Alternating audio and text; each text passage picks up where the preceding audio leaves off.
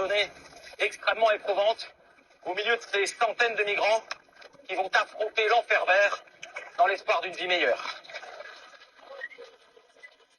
Aux Amériques, on peut relier par la route le nord de l'Alaska jusqu'à la pointe sud du Chili à Ushuaia, plus de 25 000 kilomètres ininterrompus, sauf ici, ce petit bout de terre qui relie l'Amérique centrale à l'Amérique du Sud.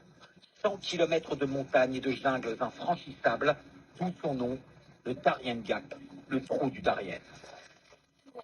Chaque migrant doit payer un droit de passage de $350. C'est une énorme manne financière pour le cartel. Nos propres guides que nous avons payés ont très probablement dû reverser une partie de leur salaire aux narcotrafiquants. Des frais qui s'accumulent pour ceux qui ont déjà un long voyage derrière eux. Je viens d'Haïti, à l'avion d'Haïti, aussi Brésil, aussi Brésil. Le voyage aux États-Unis, la vie sera beaucoup plus facile pour nous. 10 heures de marche par jour.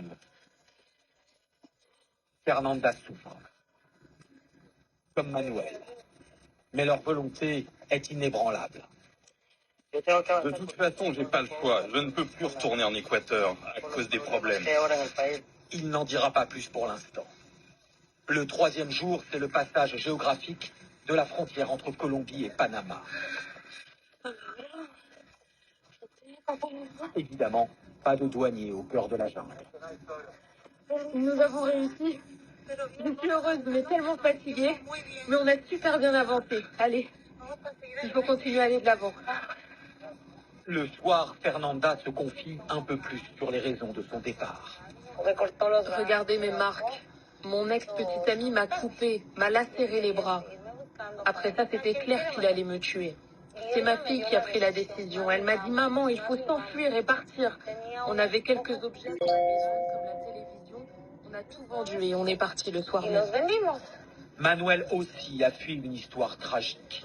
Il affirme que les gangs et cartels équatoriens voulaient le recruter et qu'il a refusé. Ils ont attaqué ma maison et ils ont abattu ma femme, qui était enceinte, ainsi qu'un ami qui était là. Ils voulaient tous nous tuer, mais moi je n'étais pas là. Il reste 3 jours de marche au Panama. C'est la partie la plus épuisante dans les rivières, la plus dangereuse aussi. Il y a beaucoup de cadavres de migrants morts d'épuisement. Le cartel colombien n'est plus là, c'est le royaume des bandits. Sur une berge, le corps dénudé d'une femme manifestement violée. Dans la rivière, celui d'un père de famille jeté du haut de la falaise selon des témoins. C'est aussi le lieu de toutes les trahisons.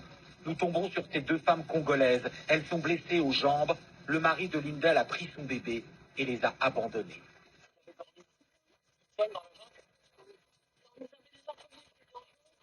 Mais comment tu vas faire? Il va payer le raison de la laisser, il peut pas faire ça. Nous, on a des guides et on a à manger. Vous avez besoin de médicaments? Vous en avez ou pas? Pour les autres, le rêve donne la force d'avancer. Comme pour Précieuse, 8 ans, venue elle aussi du Congo après avoir traversé l'Atlantique Sud en bateau et qui imagine sa récompense aux États-Unis. Je rêve d'aller faire un tour de manège. Après, la plage, je pars à la plage. En fin de parcours, nous tombons sur cette autre femme abandonnée par son groupe. Elle est depuis 16 jours dans la jungle.